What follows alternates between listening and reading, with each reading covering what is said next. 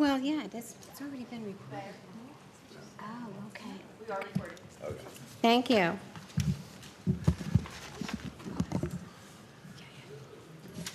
I'd like to welcome everybody to the June 29th, 2026 Township Committee meeting. Can I have a roll call, please? Mr. Bartlett. Here. Mr. McFadden. Here. Mr. Olet. Here. Ms. Seuss. Here. Ms. Fitzpatrick. Here. Also present are Township Administrator, Mrs. Simonera, Mrs. Russell, our Municipal Clerk, Mrs. Hart, our Deputy Municipal Clerk, and Mr. Warren, our Police Chief. Would you please join me in the flag salute? pledge allegiance to the flag of the United States of America and to the republic for which it stands, one nation, under God, indivisible, with liberty and justice for all.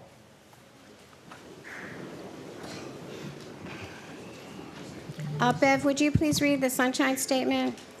Please be advised that proper notice of this meeting has been given in compliance with the Open Public Meetings Act in the following manner. Written notice has been mailed to the Burlington County Times and Courier Post and published in the December 28, 2025 editions. Written notice has been posted on the official bulletin board of the Township of Delanco at least 48 hours prior to the meeting. Live stream statement. This meeting of the Delanco Township Committee may be transmitted via live stream on YouTube video.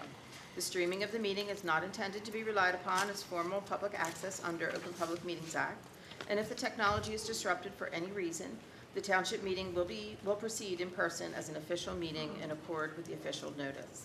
Please silence your cell phones and refer to the rules governing public comment attached to this agenda. Thank you, Bev. First, I'd like to have a moment of silence for Mr. Maury James from Newton's Landing, who passed away recently. So please join me in that moment of silence.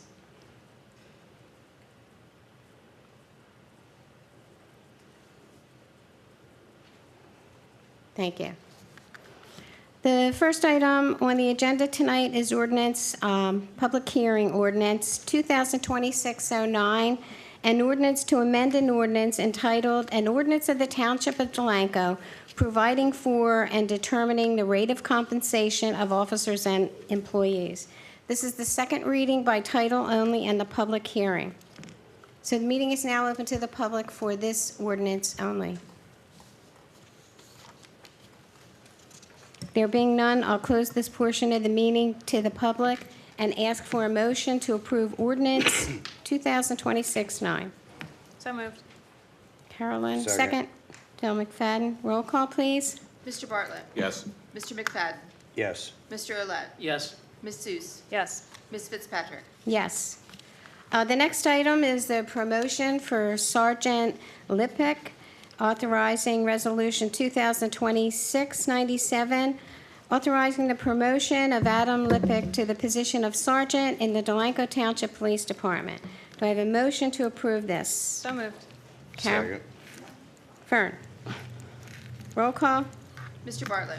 Unequivocally, yes. Mr. McFadden. Yes. Mr. Olet. Yes. Ms. Seuss. Yes.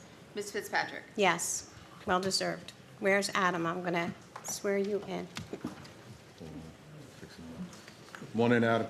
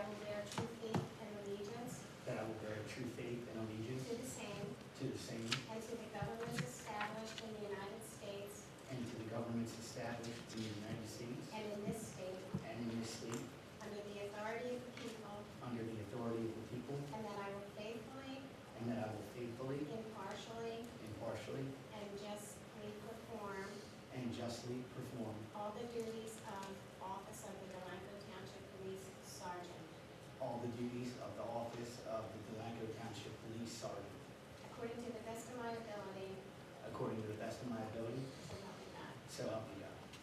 Congratulations.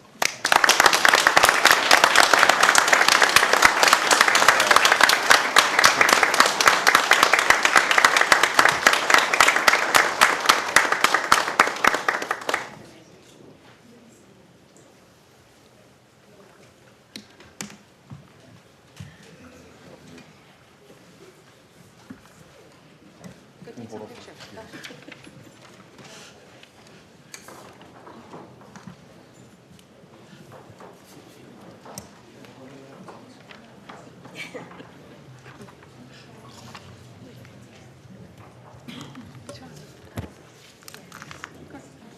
Thank you.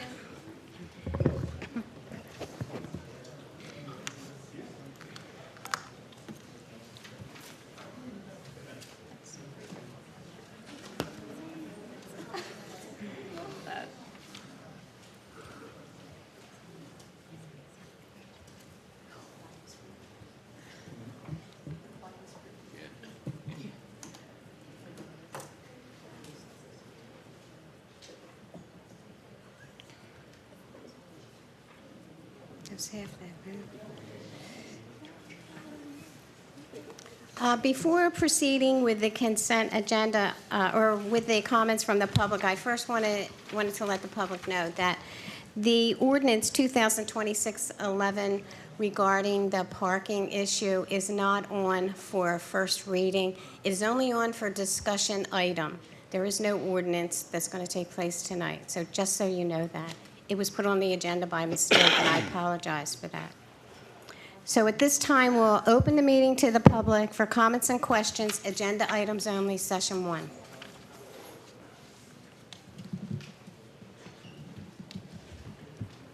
You come forward. Sure, you can. It's on the agenda, but it's going to be a discussion item. Sure. Just state your name and address for the record. Okay. I had to write it down. Hi, my name is Donna Morris. My husband and I live at 101 Vine Street, right outside the entrance to Hawk Island.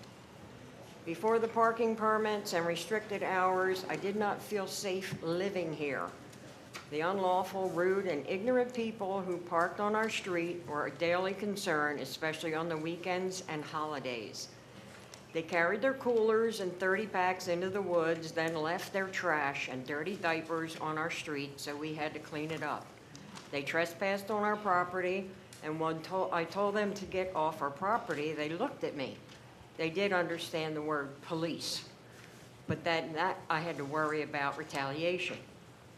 I also came out my back door to see a man standing in the street, peeing. They were also stealing peaches off my neighbor's tree. Is this the kind of weekend visitors you want to accommodate? If so, please make parking available in the woods so we don't have to deal with all the trouble coming back. The restricted parking did cause an improvement in how many and how types of people that come. Not living near Hawk Island, you may not know how it was or how it is now. People do park on Vine Street on the weekend. They are normal, respectful people. The old man with his old dog, the men going fishing, the women going for a walk in the woods, the dad taking his child fishing. These people do not cause me to have any concerns, so I do not report it to the police. The police honestly do not patrol on the weekend in the street or in the woods on their four-wheeler. Why don't you put a camera on the pole outside Hawk Island entrance? Then you would really know what goes on during the day and the strange things that goes on after dark. Explain to me why it is supposed to be my job to call the police and risk retaliation. What about when our friends and our family want to come visit and have no place to park on the weekend? The new hours you are proposing is until 10 p.m. Why would you want people in the woods after dark? In closing, it seems to me it's more about the visitors than the tax-paying residents. You want to allow people to come park on the weekend, then leave our no, if you want to let people come and park on the weekend, leave our no parking signs and have Public Works clean an area in the woods for parking. My husband and I know it can be done so that residents can enjoy our peace. Thank you. Thank you.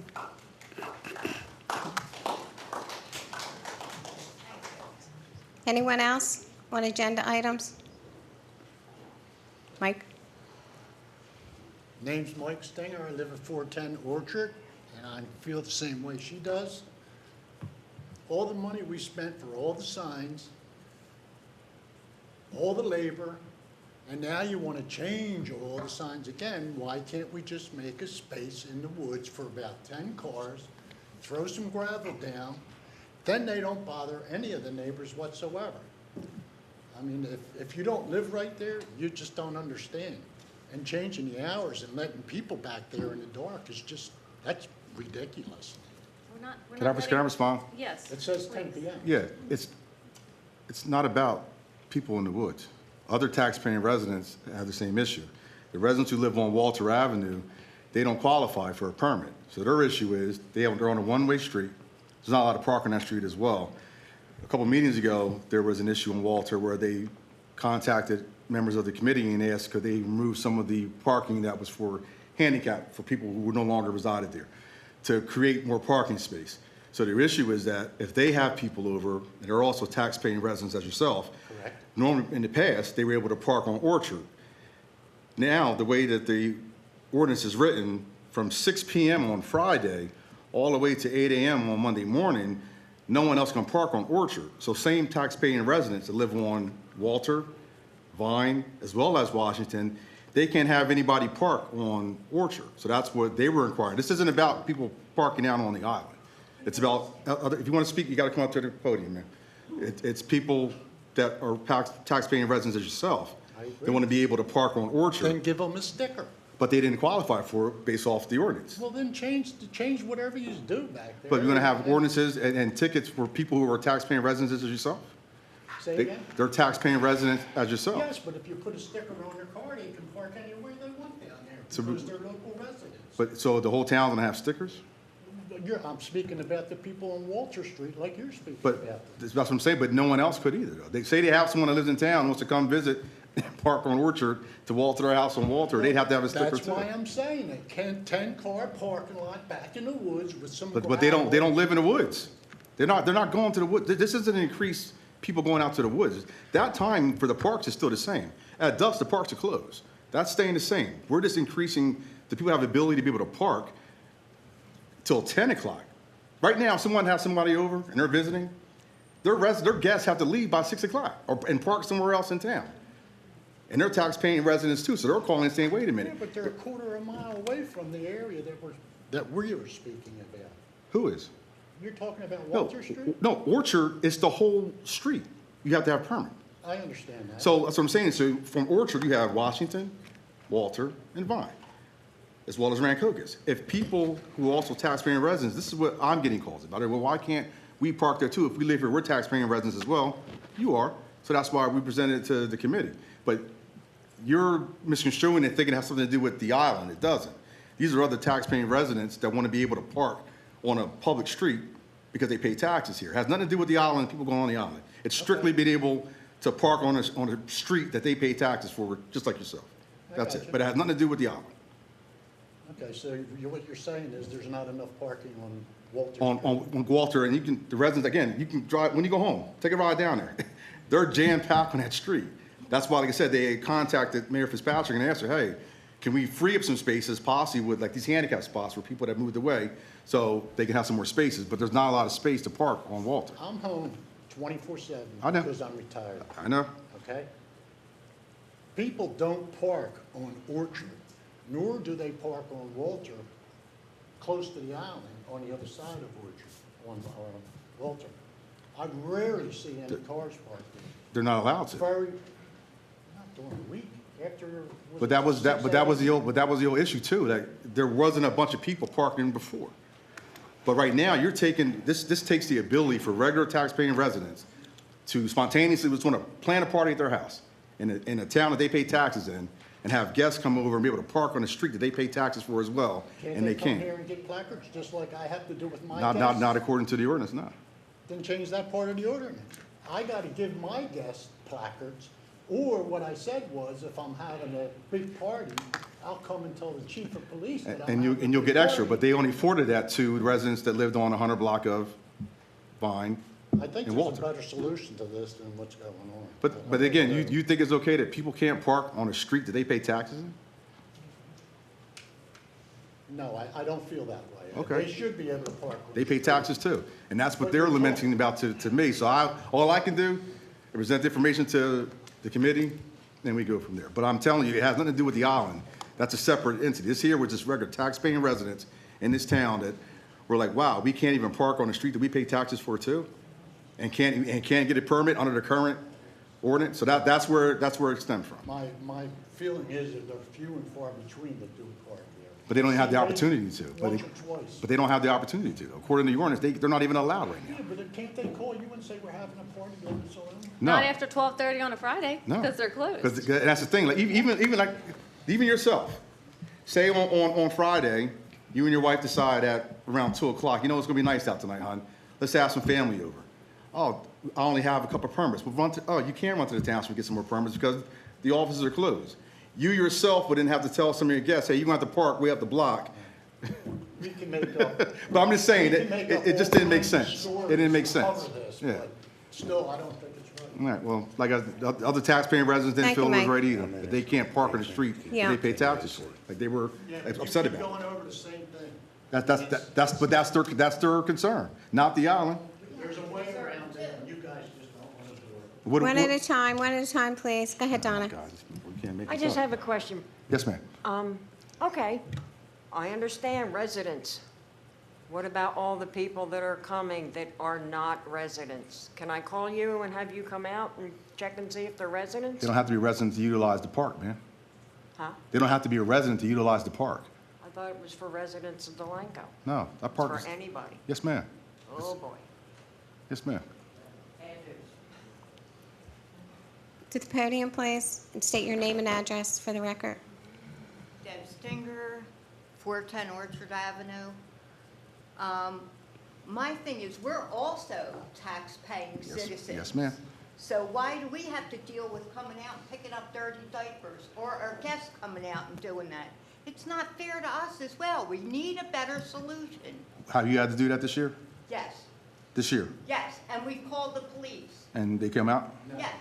Well, go ahead. We've told cops a couple times and they don't come in. They might be tied up on other stuff, and I totally understand that. I have all the calls for your street for this year, for all of 24 and of 25. You shaking your head. You telling me I don't? What, I'm not, no, No, I'm I'm talking to not the gentleman talking right to here.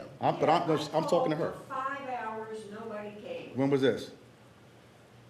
Last month or a month before that, I called and I waited for 5 hours and the police never came. Did you ask them to speak to an officer? Not asked. Because ma'am, only reason I asked you that, if we get a call from dispatch and they tell us that the caller didn't request to speak to an officer, the officers are gonna go respond out to what the problem was, and if they don't see anything, they'll call and say there was, someone's going on arrival. But if you didn't ask to speak to them, then they'll clear the call. But if you ask to speak, then they'll come out and they'll meet with you. I don't want to come out and speak because obviously the people that are out there. Barbara, we can only have one person at a time, so Donna, are you done? I'll let Donna come on. Come on back up, Mr. One person at a time, Donna. She gets it worse than we do. I called, and this was a while ago, and I asked, and I waited for 5 hours, and the officer never came. Did you ask to speak to an officer? That's what I'm saying. When you called, because you're saying to me that you don't want anybody to know that you called. But, so dispatch is going to relay that to the officer. So if you don't want to speak to them, they'll go and handle the call, and then they'll clear. But they won't come to you if you don't want Right, I them. said I wanted to remain anonymous. To see that they're not I going gave to him come. my phone number, but I said I wanted to be. So if you want to be anonymous, they're not going to come to your house, they won't call you. And if you request a call back, you have to tell dispatch that, and then they would call you. But I didn't want to call, I just wanted them to come out. They never came but out. they did come. I have every call dispatch here, and when you call, we respond. They're not going to come to your house because you want to be anonymous. So we don't want to take the anonymity away from you by having them go to your door. Okay? So do we. I know they weren't there. Okay. I'm not going to argue with you. Thank you. It's just getting Anyone ridiculous. else? I'll close this portion of the meeting to the public. And move on. As I said, ordinance 2026-11 is taken off of the consent agenda item. We'll just have a discussion on that. The first item, consent agenda items are considered to be routine and will be enacted with a single motion. Any item requiring discussion will be removed from the consent agenda. We missed comments and reports. Okay. All consent agenda items will be reflected in full in the minutes. I'm going to proceed with this and go back to reports. So Resolution 2026-98. Resolution to reject bid 2025 Community Block Development Grant, CDBG. Resolution 2026-99, refund of construction permit overpayment. Resolution 2026-100, refund of inspection and application fee overpayment. Approval of business license. 2026-35, 2026-38, as listed below. 2026-36 Joy Mart, 2026-37 was omitted, 2026-38 pied out. Payment of bills. Approve the payment of bills in the amount of $362,090.72 as per the bill list runs dated June 16th and June 29th, 2026. Is there a motion to approve the consent agenda items? So moved. Second. Roll call, please. Mr. Bartlett. Yes. Mr. McFadden. Yes. Mr. Olet. Yes. Ms. Seuss. Yes. Ms. Fitzpatrick. Yes. Now we'll go back to reports. Township Administrator. Thank you, Mayor. I just have one quick update to the Babe Ruth Park. It is, as you can see, everything's put together. We are waiting for the surface, so that should be delivered. If it wasn't today, tomorrow, weather permitting. I'm not sure how the heat is going to factor into this, but about a week by the time they place it and it cures. So we're looking at hopefully by next week, park Good. will be done. Thank you. It looks great. Department heads. Chief. I have nothing to report. Okay. Bev, clerk. Just a quick reminder that the municipal offices will be closed this Friday, July 3rd, in honor of Independence Day. Thank you. Deputy Clerk, Erin. Yes, the only thing I have tonight is that the hometown hero banners are still for sale until the 31st of July. You can see them online at See My Legacy. You can do it online or you can come in person. We have 27 orders as of today. Oh, great. So we're hoping that we get everything in and then the flags, or the banners will be flown by fall. Thank you. Township Committee. Carolyn. Thank you. It's been a quiet couple weeks, not too much going on. I've basically been focused on the America Do 50 event, which was yesterday. It was an awesome event. Tons of people out there. It was great to see the community come together for a beautiful evening on the river. So thanks to everyone involved that helped plan, all the vendors that participated, and all the staff that helped get that together, as well as the police department for their help yesterday and Public Works. So it was an awesome night. So I've been busy doing that the past couple weeks. I was not available to attend the Shade Tree meeting, so I can't report on that, and nothing really else to report. Thank you. Fern. Let's see. The history board has been busy. Back on June 14th, we took part in the Mount Holly, or the Burlington County History Fair in Mount Holly.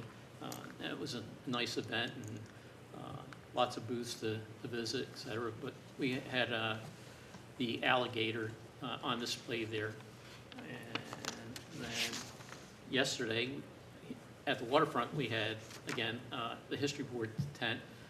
Again, thank you to Recreation and Public Works and Police Department, the Fire Department, the folks that were involved there in setting things up, planning things, and looks like what I could see, folks had a good time. The band was great, and having the food trucks or having the local vendors, our folks here in town, Vinnie's, Lou's Deli, Pied Out, they were there selling goods, and so it was nice to see them as part of our community event there. The History Board will be set up at the Farm Fair from July 21st to the 25th, out there on 206, I think that's Columbus, is where that's at, and so we'll have a portion of the tent set up there. Again, I believe we're going to have the alligator out there and some handouts, etc. And let's see, library, during the month of July, they have story time. So if you're looking for something for the little guys and you need to get into some air conditioning, it's a good spot to go. Spend a little bit of time there. And they also have take and make small crafts available. Again, if you're looking for something for the kids to be occupied, stop by the library and pick up one of their kits there. This past Thursday, Friday, and Saturday, the library had their book sale. Because of lack of storage for the books that we had left over, they were boxed up and they were donated. This morning there was a company that Ann Moore, who lives here in town and had worked for the county, was able to set us up, and they picked up, I think it was probably somewhere in the neighborhood of about 35 or 40 boxes of books that got donated. So library, the JIF insurance fund meeting that we had, the big topic there was make sure that your employees stay hydrated and stay cool during the summer months, because heat causes problems on the body, and make sure they get breaks and stay hydrated. Let's see. Oh, on that note, Beverly has done a great job over the years with the Beverly Bee and putting it out there, but look before you lock your car. Hot cars cause problems for children, senior adults, pets.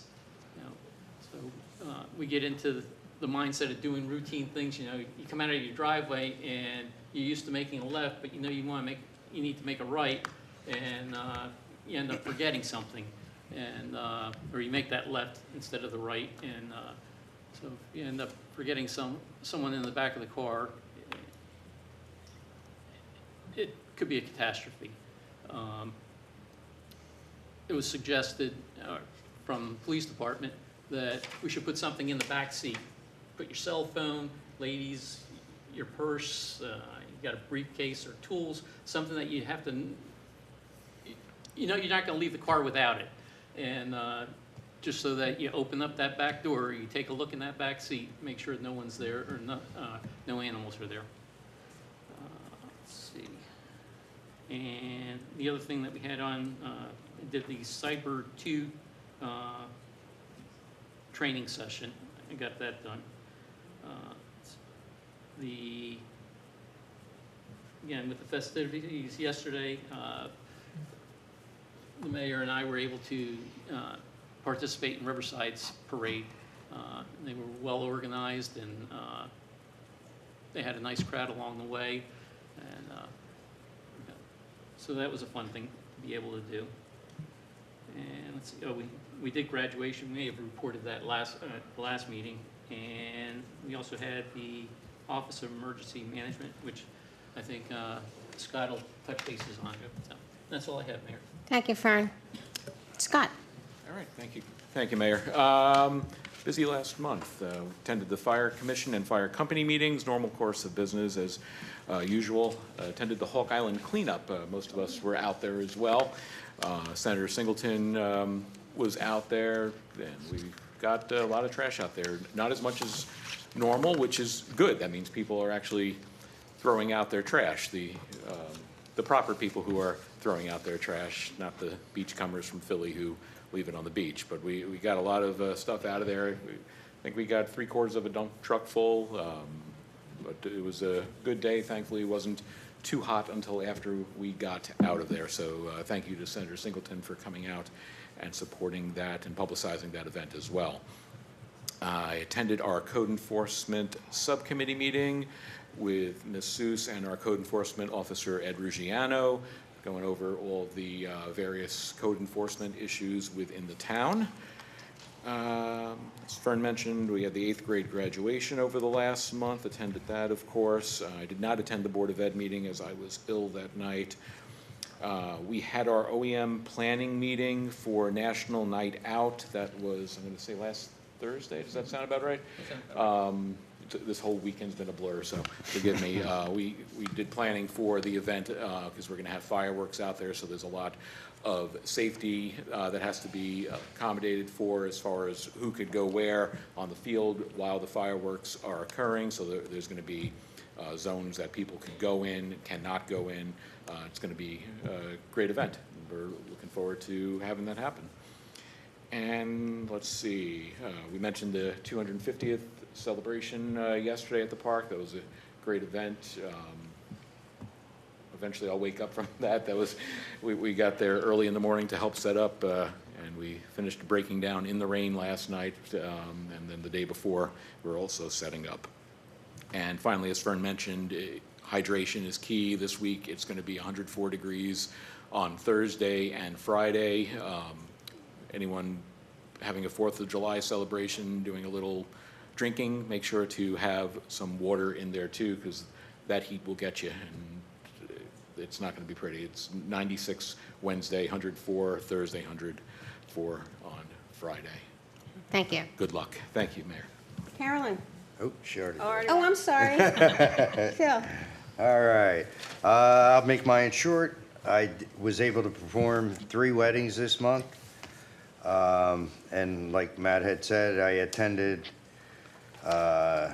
started at the OEM meeting and then had to run over to the 250th meeting. I was able to attend the 8th grade graduation and numerous centennial meetings. Also, we had our first concert at Hawk Island Marina on 6/4. The band was Rough Cut. We had an estimated 500 people in attendance. It was a very good start off of the concert series. 6/17, we had an additional concert at Hawk Island Marina.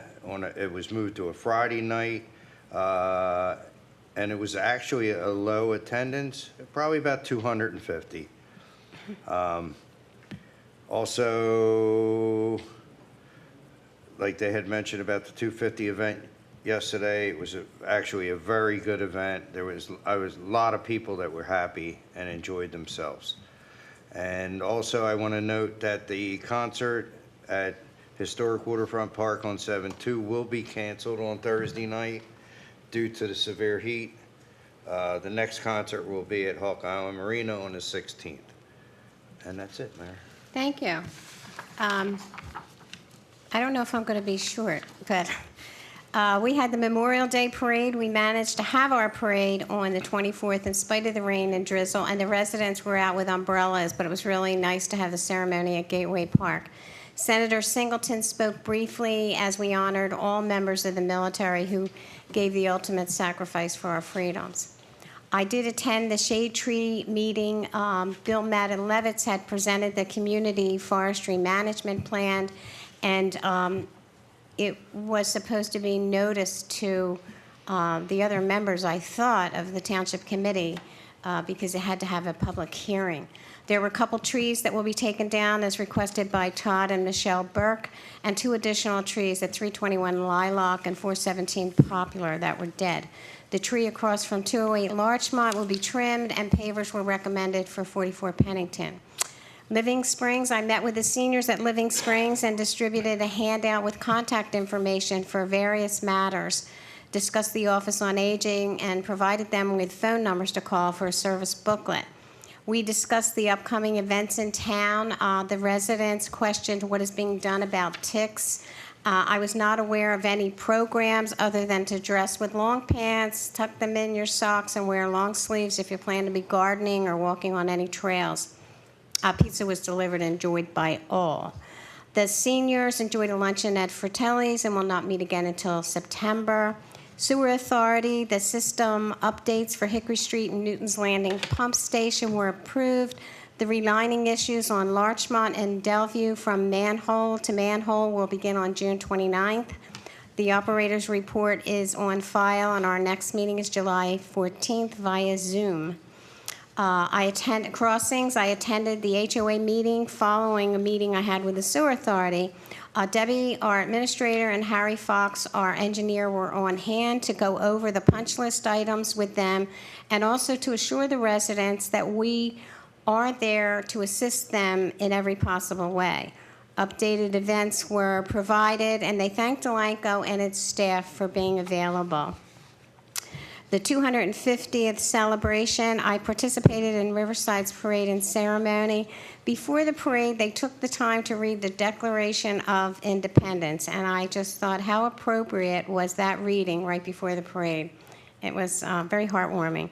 Our celebration was a wonderful event, certainly enjoyed by all in attendance. Our Recreation Commission, including their coordinator, Erin Provenzano, and the subcommittee are to be commended on organizing another great program for Delanco residents.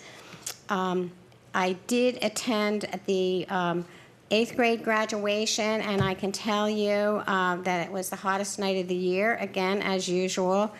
We hadn't been invited for several years, so it was very nice to see Dr. T invite the Township Committee members, and we actually were asked to present some awards.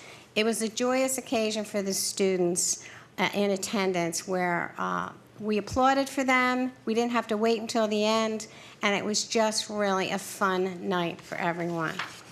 The Hawk Island cleanup, after reviewing my files, I would be remiss because we had a cleanup, and at that cleanup they asked me, well, how did this all come about? Well, this is my Hawk Island file before we even started purchasing property out there or before Matt did the maps. This is a report that CUPE, the Citizens United to Protect Hawk Island, worked to have done to stop the dredge spoils on Hawk Island. This was done by a group of ladies in town. I was not a member of CUPE. I was a member of the Women's Club that later became involved with them. But they worked hard and long to stop the dredge spoils at Hawk Island Marina. Then they came at Hawk Island. Then they came back. The county came back again, and they were insistent on still doing it. So we had to fight. We reiterated this report. We had a report from DVRPC that also did a report for us. So with the help of Senator Allen, Diane Allen, and the county, we succeeded in getting Hawk Island off the dredge spoil sites, finally. And then we were able to actually purchase land, and Matt did a wonderful job with mapping it, so kudos to Matt. And we had a great cleanup day. Thank you to Senator Singleton and the residents who came out to help. We probably had about 30 people there. 721 Delaware Avenue, we still have two statutes from that property that we will be receiving from Ruthie Zafar's. 9/11 statute will be placed at Gateway Park, and the heart will be placed in the circular garden at the Centennial Park. Centennial Park, pre-construction meeting is tomorrow. We will have a better idea when the hardscape will begin after that meeting. Plantings will be done in the fall. We plan to have the dedication sometime in October. The 100 bricks have been sold. That's a great accomplishment.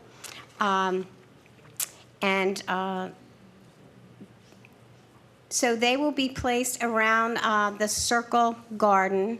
And a subcommittee for the dedication and time capsule will include members of the History Board, Stephen Lohr, and Phil McFadden as representatives from Recreation, and I will also be on that subcommittee. The Riverside Delanco Bridge. They will be continuing to work on that bridge for the next couple months. They have sent emails. They have sent all kinds of information out, so you can expect longer delays. Use another entrance or exit to town. It should be painted once the work is complete, but they have to replace all that timber. They were going to do it last year. Weather did not permit that to happen, so it's going to be a long process. Mike Gott called me, and also George Nicotol called me just to put us on alert that it's going to take some time, and I'm sure they've notified the police as well. So that's all I have, and we can move on to correspondence, Bev, if you have any. Mayor, I have 3 pieces of correspondence, which I had forwarded to all of you and printed copies of it. We received an email from Nancy Sacco strongly opposing any change to the restricted parking at Hawk Island. We received an email from Martha Colomecca, who, I'm assuming this has to do with the parking. Hey, Bev. Can you pull the mic down just so everybody can hear you? Thanks. Did not understand why any resident would want to be at the riverfront at sunrise as the sun sets on the Delaware from that vantage point. And an email that was forwarded to us by Linda Way that she received from Ella Graham, in which Ms. Graham opposes any change to the library's hours to opening at 1 p.m. And that is it. Thank you. Meeting is now open to the public for comments and questions. This is the general session 2. Hal. Harold, excuse me. Harold Klingler, 509 Buttonwood Street. I have received the drawings Good. of the parks. That's a nice thing. Good. But before I talk about that, I did go to the last land board meeting, and at that meeting there, they, I guess, dropped the application from those people with the tractor trailers out there on Burlington Avenue without prejudice. Because, you know, the lawyer for them, you know, went into detail what was involved. Especially the non-prejudice thing and stuff like that. So they've kind of wiped their hands clean of the whole thing. Mr. McFadden was there, so he knows what went on there. And when the lawyer got done explaining everything, which took a while, right, it all got dropped into your lap. So what that lawyer was saying, I'm sorry that the lawyer's not here tonight, or the engineer, but what that lawyer said that you guys would have to put pressure on the municipal judge, which might actually do nothing because he really just does tickets from cars and stuff like that. He doesn't do stuff like that. And it might have to go up to a superior judge or something like that. You might have to sue them or whatever to get them out of there. And it would involve, I thought it was going to be the violations guy, but he seems to say no, it was like the building inspector or something. So it was all pretty much confusing to an average person like me with all the legal jargon. But the bottom line was it comes down to you guys actually doing something now. So are you asking? So I'm asking, are you guys aware of this, and are you Yes. doing something? We're aware of it. Our professionals are involved and will continue to advise us. There's a UCC case pending. There's also a court case pending, and we were notified by our, I guess he's the building inspector, notified that in order for them to apply for a CO, there's fines in the amount of $324,000 outstanding that have to be paid in advance. So that's one thing, and the Board of Health has a claim against them as well. So we're doing what we can at this time. Professionals are meeting Wednesday to see what else can be determined, and they will advise us accordingly.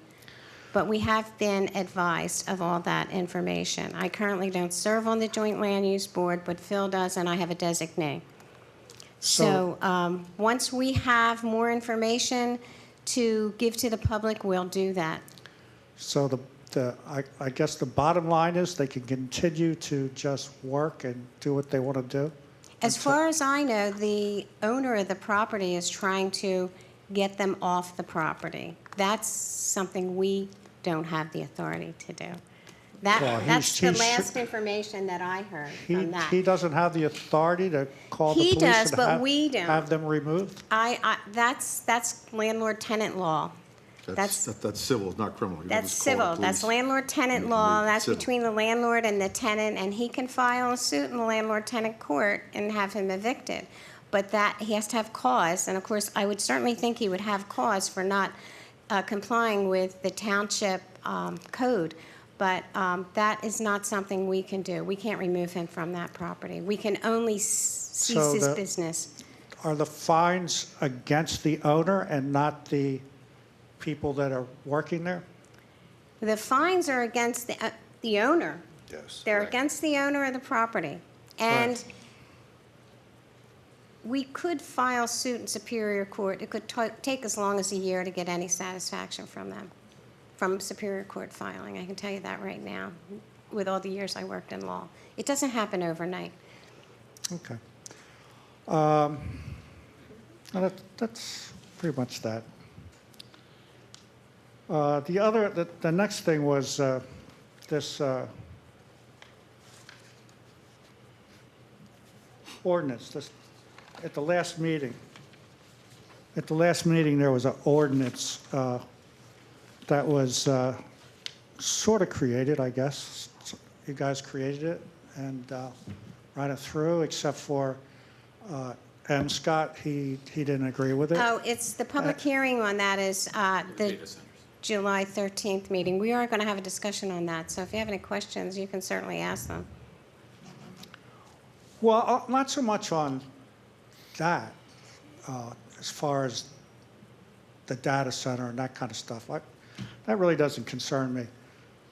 It was the way the ordinance was just created out of thin air that night, and everybody voted on it. I don't think it was... Scott's the only one that voted no because he didn't know anything about it.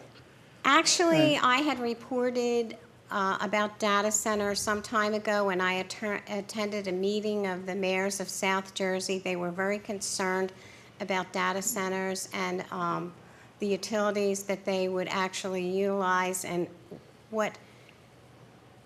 how it would affect the municipalities. Oh, no, I understand all that. So It's it not wasn't the- it's something not- that was it's not just the- said, and It's not someone... the product, it's how Pardon? you got the product. It's not the product, it's how Oh. you went about getting the product. And I thought, myself, it was genius. It was a form. It was a form that other municipalities have utilized that we forwarded to our attorney for review. He made some recommended changes, and so we reviewed it and we put it on for second hearing for public. Is at our July meeting. So can Except we have a the discussion. public just propose an ordinance and we just have a vote? No, it has to No? come from us. You can give us comments on it, but you can't just prepare an ordinance and. Well, I was just following could, it's not what I gonna saw. I saw it and I said, that's a great idea. Why don't I do one? You know? Well, you could and submit it to us. I don't know where it will go. It depends on what it is, Hal. Okay, I was just wondering how that went. And I guess the last thing is the parks, you know? So this, I was looking at the Ash Street Park, and I was just wondering, It looks all pretty nice, what I see there and everything that's going to go on.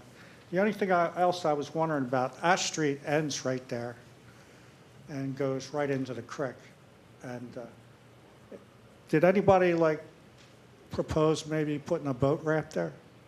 The only ramp that we are planning to install would be a ramp for kayaks or canoes.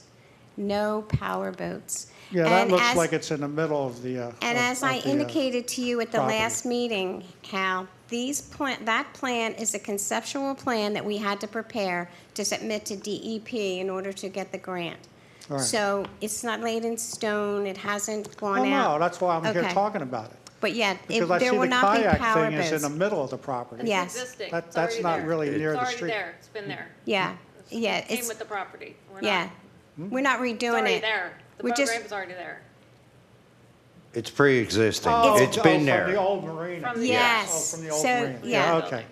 But I was talking about where the street dumps right into the creek. There was no proposal to put a public ramp for the, citizens of Delanco? No. Or anything No, like that? no power boats, if that's what you're talking about, no. Oh. I think you have stormwater management stuff that Oh, right in the middle of dumps that. in between those two Oh, properties. yeah, I forgot about that, that's right, okay. All right, so then the one other thing is Centennial Park. So it used to be, I think originally it was Vine Street Park, Right. and now it's Centennial Park? So Well, I looked that up, right? Yeah. I looked that up and I said, what does centennial mean? And it says, centennial means 100 years. we're celebrating our 100th birthday this year in Delanco, so that's why we're naming that park Centennial Park, because we plan to bury a time capsule there, and we're going to have a clock there, and actually, it is a great idea to have that dedicated as Centennial Park for our 100th anniversary of Oh, so it Delanco. has to do with the town, not the park. It's the town's centennial that we're naming the park, yes. Okay, I was just wondering. Okay, All right, thank you. you're welcome. Anyone else?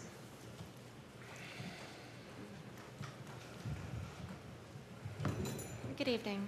My name is Christine Holland. I reside at 319 Delaware Avenue, and I'm speaking tonight as president of the Delanco Public Library Board of Trustees. Since assuming this role, I've reached out to members of the Township Committee as well as the Township Administrator, requesting a meeting to discuss the library generally and the current state of the proposed shared service agreement specifically. I asked that dates be proposed for a meeting and was met with silence. When pressed for a response, the sentiment was that it would be fruitless since a request months ago to meet the school board had been rejected. Respectfully, I want to be clear both tonight and for the record that I remain ready and willing to meet with all of the elected representatives for the governing bodies with authority to make decisions regarding this agreement. My goal is simple, to have an open, productive conversation and see whether there is a path forward that serves everyone involved. Earlier this year, the library's longstanding board president was still actively engaged in the red line process, providing feedback and historical context through the township solicitor to be shared with the township committee and the school board. Since then, however, the library has not been provided a clean copy of the shared service agreement that the school board ultimately voted to move forward with. While I recognize that the library is not technically a party to the agreement, it is unquestionably the subject of and the entity most directly impacted by the agreement. Continued communication would have been both appropriate and helpful in giving the impression the library was not steamrolled by outside interests. It recently came to my attention that the Township Committee may not have received information it requested having to do with patron usage during the hours being discussed for elimination. As soon as I learned of this oversight, I promptly provided the data through the Township Administrator in hopes the committee would view the complete picture of how terminating all morning weekday hours would impact our community. To date, I received no feedback or acknowledgement. Today, we have new leadership on the school board, the Township Committee, and the library board. That presents an opportunity to reset the conversation. Before final action is taken, I believe we owe it to the library's employees and the residents who rely on its services to make one more good faith effort to find common ground. Accordingly, I respectfully ask the Township Committee to postpone its planned July vote until August. That additional time would allow us to meet, discuss the remaining issues, and determine whether a mutually acceptable solution can be reached. If the conversations are unsuccessful, The committee has its August meeting to vote and implement any necessary changes before the start of the new school year. This agreement has remained unresolved for years. Given that history, I do not believe it's unreasonable to devote a few more weeks to ensuring every perspective has been considered before making a final decision. If we can restore communication and strengthen the working relationship between the Township Committee, the school board, and the library, the entire community stands to benefit. Thank you for your time and consideration. I look forward to an opportunity to schedule that meeting. Thank you. Thank you. I don't know if anybody wants to comment on that. Debbie, anybody? I mean, there is a subcommittee, Christine, that's been working on that, and that's Fern and Matt and Scott, sorry. Call me what you want, just not Yeah. wait for dinner.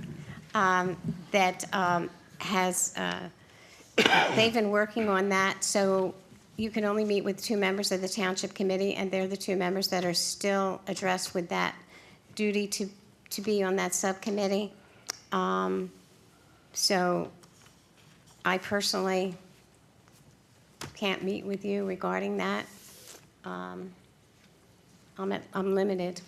So I don't know if anybody else has any concerns. If you want to have a meeting with Matt and Fern, if they want to schedule that, that's up to them. If we want to continue the vote to August, it doesn't make a difference to me because 1 more month isn't going to change. I mean, it's not going to change the start date because the start date won't start until the beginning of September. That is something that I don't have a problem with. I don't know how anybody else feels. You know, I have no problem meeting with Christine and the school board. The bottom line is, it comes down to the hours, the morning hours, which is the issue that the library wants to retain. And that's not the township that is taking away the morning hours. The Board of Education has security concerns that came from the county. If we go back and continue, it's going to go up to the State Department of Education, who's going to they're going to decide it, and it's going to be that the library does not open until after school is closed, which would be a 3:30 opening. If we want to do that, if the library wants to reject the agreement, to the extent that, you know, you recommend to the town to reject the agreement, great, we'll go to the State Department of Education and get their opinion. And the same people who are pushing for these morning hours are going to get the exact opposite when it gets delayed until after school. You know, that's been the only point of contention thus far among, you know, little things here and there. The hours is the main issue, and it's a school security issue. Times have changed. You know, the school has concerns, and the State Department of Education and the county superintendent has concerns about people on the property going into a public school building on a public school property. And the library has said, you know, you don't have concerns, we shouldn't have concerns about the patrons coming into school, but at the same time, you're saying you have concerns about the people going into the school who may be using the bathroom. So you understand there's security issues, but you're saying there aren't security issues. So we're kind of hearing 2 things from the library. So the state, the county superintendent, they're mandating that the library not be open during public school hours. And the 1 p.m. is a compromise. But if we continue to push on that, you're going to get what you don't want. It's going to be a 3:30 opening. All right, schedule it with Debbie, please. Anyone else? The schedule is going to be the same end result. Hi, Kathy McDonald, 3 John Marway. I just want to ask, with the library, and I understand the security issues, but can't something else be done, that there be some kind of barrier door put up that you could not make an entrance into the school at all? I understand how that's a concern, but, or the township may be looking at an alternative place, because I think it's very important to have the library and the programs that they run for seniors and for the children. It's really an integral part of this community, and I would like to see it continue, because I think it just brings a lot, and to have it closed off, there just seems like there should be other solutions. And I understand what the state could do and come in and say, but is it not a polling place during elections? No. That's. No, it's not, The 'cause- school's a polling place. The Yes, it school is, but not the library. Not the library. Right, That's so a then you separate entrance have- that's locked down. And there is an entrance that is locked, a barrier door inside the entrance, the vestibule that goes to the library. But it's not a matter of the people going in through the school door. It's a matter of them being on the property. That's what the concern is. Outside of the property. Outside the property, walking past where the children go out for playground, when they're out there for recess, that's what we have been told is the concern. And that's why the school agreed to do a 1 PM opening, which is after all the kids should be inside from lunch and recess already. But would that stop people from just driving in the parking lot there, or they would absolutely close that down, even though you couldn't go into the building? What would stop people from being around by that recess? It's an open area, even though it's school grounds. During school, and the chief, correct me if I'm wrong, during school hours, people aren't Parking lot's allowed. public. That's the issue. The parking lot is And that's, public, right. Yeah. and that's what the county stated first, that they, like Mr. Mossick was superintendent at the time, they advised him, when they met with him, that their recommendation was to not have the library open until 3 PM, specifically because people could enter the parking lot as well as go into the school while children are outside. We were then tasked with, hey, can we do patrols? But the issue is, people are allowed to be in that parking lot because the library is public and it's open. So that's where we're at. But So the if you took recommend- away the library hours, that parking lot would no longer be open to the public? that would be the plan from the county and the state, yes. There's only 2 libraries, if I'm wrong, Scott, there are 2 libraries in our state that are attached to a school. We're one of them, I believe, is another one in Merchantville, I believe it is. Correct, Yes. Merchantville, yeah. Because it's And the 2026, they don't want that. And and we don't have a control of it, that's what Scott is saying. We're gonna kind of get what you may not want, because they're gonna say, no, we want to open at 3:30, and that's that. Right. And there will be no retort from that. And the Well, Merchantville- possibly the township then could look for other places to have the, good programs that the library runs. That's really up for the library association. They run the library. We fund the library. If the library association wishes to look for another place and they are able to afford it, I'm not going to object to that, and I understand they are already looking for that. Well, I just wanted to make a point of how important Yeah. these programs are. No, and Thank they're you. they're They important are. programs. And Yes. also, just as Chief mentioned, the 2 libraries, it's Delanco and Merchantville. The Merchantville Library, you get access right from the street. You don't have to go into a school parking lot. It's kind of like a downtown sort of area where it is. So we're the only actual library where you actually have to go into the school parking lot where the children are at, or near where the children are at, to get to the library. And I think Merchantville opens at 2. Yeah. Yeah, 2, yeah. So I thought it was 3, but it's 2. I believe it's 2. Anyone else?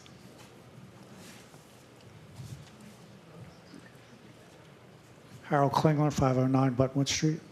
I brought this up before, and I just don't understand why it can't happen. Why can't we move that library to another building? As I Well- just Other said, than Hal, that it's up to the school. library. What's We that? don't run the library association. If the library association wishes to move to another building, they're free to do that. That's not the township. That's not the township committee. That's the library board association. Well, I understand. They could move to somebody's house if they wanted to, but I mean, Well, but it used to be. really, that's not helping them any. They're looking for a place that's as good as what they have. Not to like just move it to some tent or something. I mean, Well, of course not, Hal. and But is the that's, township helping at all? they haven't requested our help. We do They fund. indicate, all we got, and it's public record because it came to us via email, they're looking to move into 801 Coopertown Road, is it Coopertown, or Creek, where Briscotti's is, the old powerhouse. So, But that's It- $8,000 a month in rent. yeah, funding would be, I don't know how they would fund it because have to outfit we it. can't fund that. Why? You're going to complain your taxes are going up, aren't you, Hal, if we try to fund? They're going to go up anyway. You're going to find something else to spend the money on, so what's the difference? Why not spend it on a library? Well, let's have a referendum on that. Yeah, I guess we would have to That do worked well that. last time. No, think about it.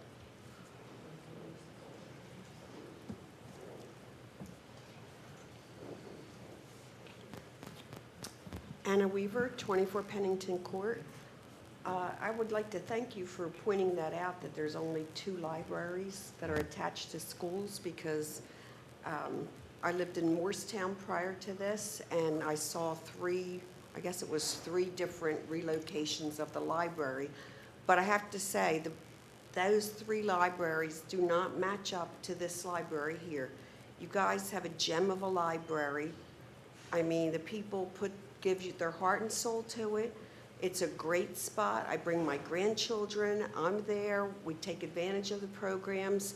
And I'm just amazed that no one is bringing up maybe an alternative location so that the school can have their space, the library can have their security. You mentioned that it's up to the Library Association. How would that work? I mean, is there any other building that they could possibly go into, that our taxpayer dollars could be transferred from the school to the new location? That's something the library would have to research and determine if there is something that meets their needs. The Township Committee, we don't know what meets the library's needs. We don't know what space they need, what requirements they need as far as access, parking, all that sort of thing. That's something, same as any other organization that the township supports. We don't get into the business, and they've made it clear. The library is their business. That's for them to operate, for them to control, for them to follow all the rules that the State Library Association has. So we're more than happy to support what they need. And I don't think that anyone has ever said that the library isn't valuable. We completely value the library. This is a school security issue. That's all it comes down to. Right. If there wasn't a change to the hours, I think this agreement would have been finalized years ago. Well, true, maybe, but those hours are crucial to little ones. Like, I bring my grandkids there, and if there's no morning hours, there goes that program. I mean, they could simply move to the afternoon. We're allowing the boards. Little kids nap, so. After nap time. I have a grandson who goes to that. So, my question was that I didn't know if the library, I don't know how the library's funded. I actually don't know those answers. And also with the library being in the school, if we took it out of the school, would we be dependent on the Board of Education or the Educational Association to help fund them? Like, I mean, we're more than, we can get residents together to try to start a movement to find a new location if it's affordable. Yeah, what about that new location that's empty that the township bought on Creek Road? 401 Creek Road, that one went out for an RFP, and that will be developed to get off the town's tax rolls. I'm not saying the whole building, I'm just saying. Oh, the whole property is, but yeah, I understand what you're saying, yeah. And that would be a great idea if we wanted to keep the $3.5 million bond on the town's rolls. And that building needed a lot of work as it is. Well, Yeah. That would probably be a demolition, that building, because of the front one, the Friends of Cyrus the front building, one, yeah. The library is a valuable resource to this community. I don't think anybody up here doesn't agree with that. I personally do. I have supported the library way before I got on Township Committee. What happened years ago when Joe Miller was the superintendent of the schools, he worked a deal with the township to move the library to the schools. It was a good business decision for him as the leader of the school because it helped their financing. We paid the $150,000 for the construction plus interest over a period of time. And so that's why the library's there. And it has worked out fine for a number of years.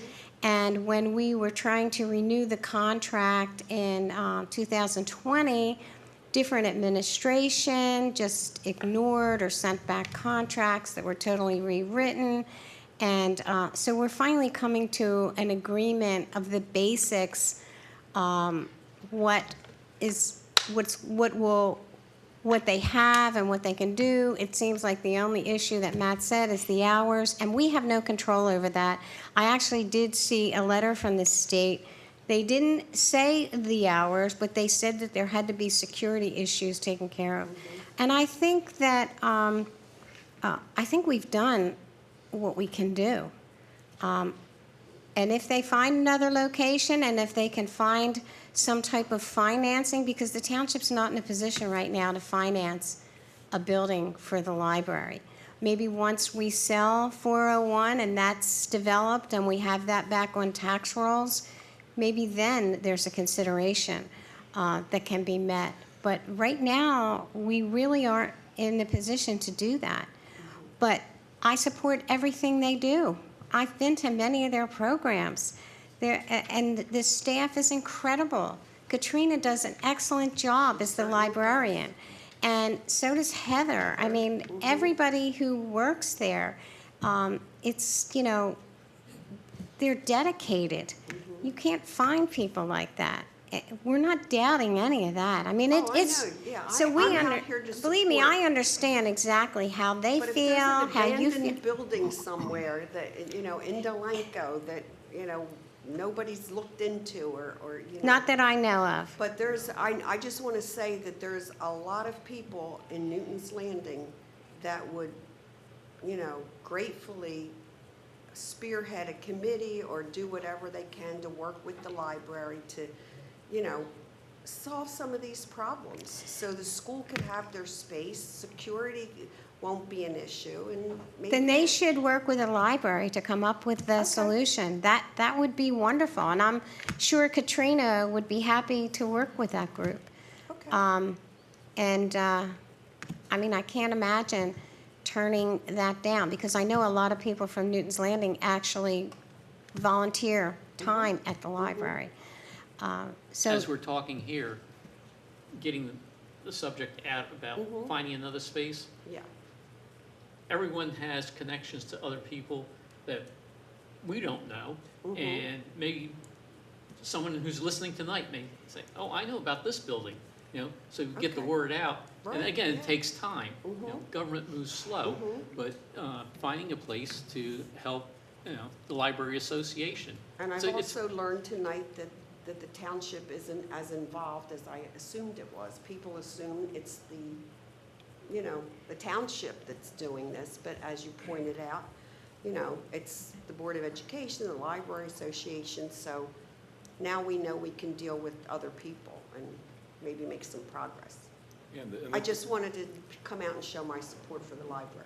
Appreciate it. Thank Yeah, you. The library's been longstanding in the community. I believe this year, and one of the board members, correct me if I'm wrong, 160 years this year, 1866 it was formed. And it started in, I believe, a one-room little house, I think, if I remember correctly, it was on Buttonwood and Vine. it was on Buttonwood, yeah. Obviously, I wasn't here then, but, you know, and before it moved into the school, it was at the Camp Meeting Ground Shopping Center in the corner next to the post office, that big unit that's owned by, or that's leased by the women's fitness gym right now. And, you know, if that became empty, you know, I think that would be a great location. Thank you.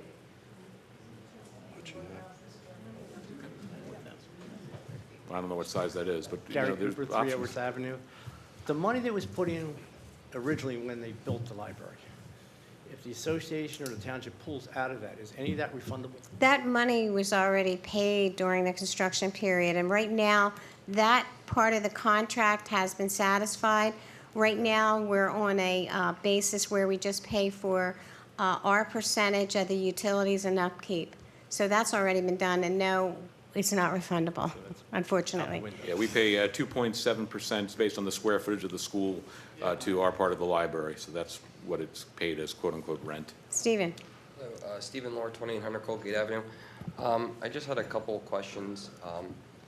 I was on the Board of Education from 2015 to 2020, and I tell you the library issue is nothing, you know, recent. It's been an ongoing discussion for many, many years.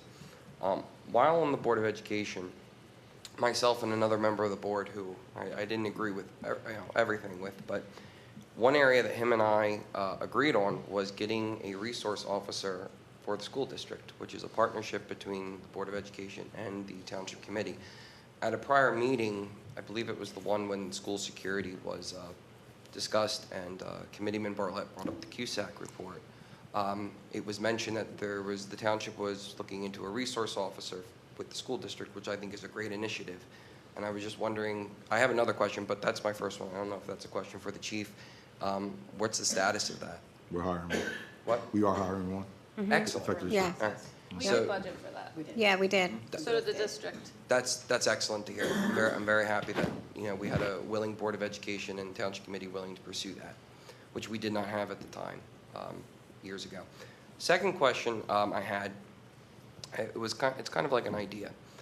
The Burlington County Library, located in West Hampton, which is the headquarters, contracts with, I believe it's still Occupational Training Center of Burlington County, for an attendant to basically sit at a podium out front.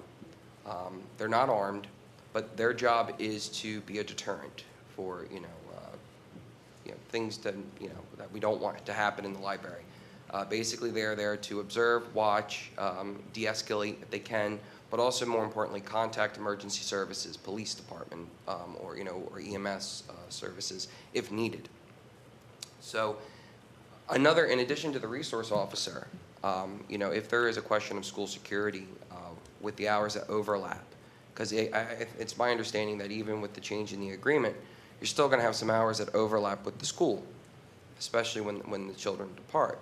So to further the security initiatives, which I'm all for, why doesn't the township and the school district, and in consultation with the Library Association, look at adding an attendant outside the library as another extra pair of eyes and another barrier between that, between the library and that door? You can also look, and there's a lot of private security firms.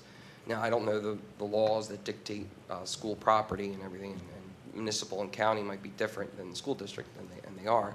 But I just feel that in addition to, if these hours changes are very paramount to security, I would think that you would be looking at other things in addition to just changing the library hours. You'd be looking at a resource officer, and you would also be looking at, maybe adding an attendant there to help deter, things that could happen. It's just another barrier. So I'm just putting that out there as an idea. And last thing I'll say is I agree with the new president of the Library Association, Ms. Holland. I think communication may not be the communication you want to hear, and it may not be, an opinion that you agree with.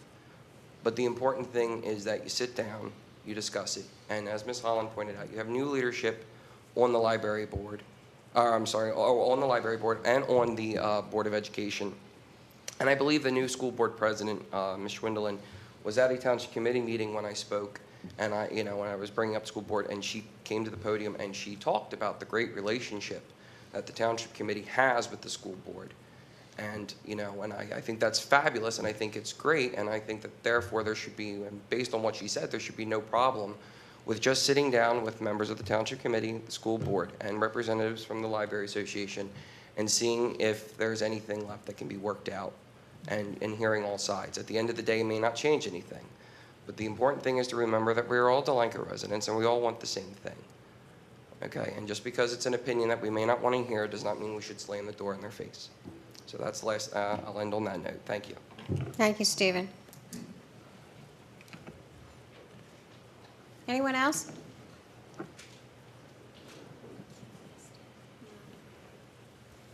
Dave? Dave Russ, 228 Maple Avenue. I don't go through the school to go to the library, but is there a door there that locks to keep kids and other people from going back and forth? Because we have volleyball Monday nights, and the doors can be locked because they don't want us going anywhere else. The last election, the school was open, and you had people from the public going in and out of the school. So I don't know if there's a door there already, or maybe there could be a shared services agreement where the township and the school put a door there that could be locked so people can't go back and forth. I don't know whether there's a door there or not. I think it's the actual entrance. The entrance to the library is open to the public, and it's open to the playground area. It's the playground area is off. I think that's what it's about. There is an area that can be locked off inside the building, as I understand it. I mean, I remember seeing the gate where sometimes it would be actually closed. and I remember getting a key from the library if I wanted to use the restroom. Right. But I think it has to do with the entrance to the library. It's this, that entrance is where people come in, and there's a school entrance on one side and a playground on the other. So that's the issue with the state. I don't think it has anything to do with that locked area. That door is locked already, Dave. Oh, okay. There's I a didn't door know. when you go into, Yeah. from the side parking lot, you go into the doors out there. Those doors are unlocked. If you go to your right, you can enter into the library. If you go to the left, that's the entrance into the school. This is all in that vestibule. The doors into the school, they're locked, of course, during the daytime. But the issue isn't that. It's the issue with the people on the school property, as we understand it. Right. People coming All on right, to the just property. one other thing I'd like to say. The story time programs and stuff, I would see kids come up very happy to go in and get story time, coming out, or if they had crafts. When I used to go in there, they would show me what they did or laugh and they're happy, and it would be a shame to have that disappear. That's all. Yeah, I understand. Scott, could you summarize what exactly the hour changes are from what they are now to what they're proposed to be? Right now, the library is opened, and I don't have it in front of me, so actually, I think it's in the, Yeah, it's in the agreement. I have my library binder, like Kate's Hawk Island binder. Yeah, exactly. I have that too. I have a library binder. Mondays and someone from the library board, correct me if I'm wrong, Mondays and Fridays, the library is open from 10 a.m. Till to 5. 5 p.m. Yeah. Wednesdays, they're closed, and Tuesday and Tuesdays. Thursday, it's 2 to 8. Thank you, Nancy. And the proposed hours are Monday through Friday, 1 p.m. to 8 p.m., and that's with Wednesday being open now. Wednesday is currently closed, and Saturdays remain 10 to 2. Thank you. Thank you. Nancy? Yeah, Nancy Mutnick, 100 Lilac Lane in Delanco.